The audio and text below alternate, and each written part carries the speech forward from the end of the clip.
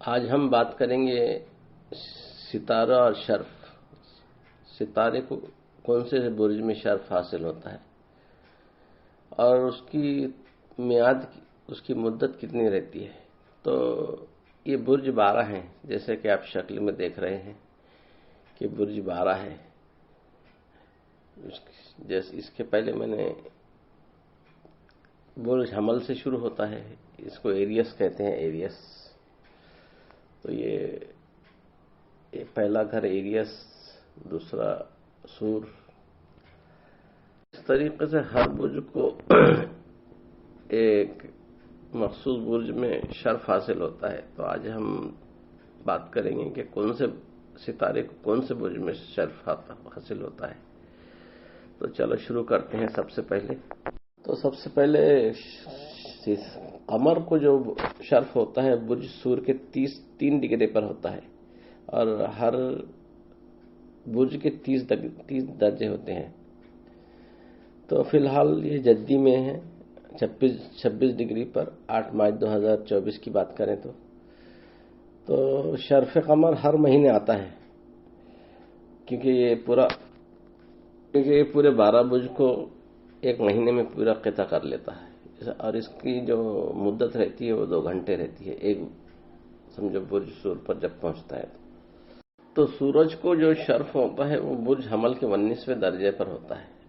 تو ابھی فی الحال 8 مارچ کی بات کریں تو یہ دلو کے 24ویں ڈگری پر ہے، مطلب 11ویں گھر میں ہے فی الحال. تو اسی طریقے سے اس کا بھی کالاوادی 1 دن کا رہتا ہے پورا شرف کا، اور پورے 12 برج کو 1 سال میں قطع کرتا ہے شمس، جیسا کہ ہم جانتے ہیں.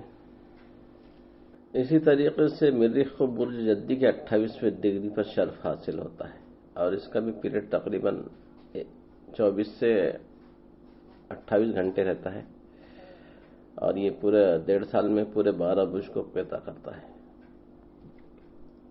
عطارد کو برج شملہ 15 درجے پر 15 ڈگری پر شرف حاصل ہوتا ہے. عطارد کو مشتری کو برج سرطان کے 15 ڈگری پر شرف حاصل ہوتا ہے، اور اس کا بھی پیریڈ تقریباً 3 سے 4 دن تک رہتا ہے، کیونکہ یہ 12 برج کو 12 سال میں قطع کرتا ہے تقریباً.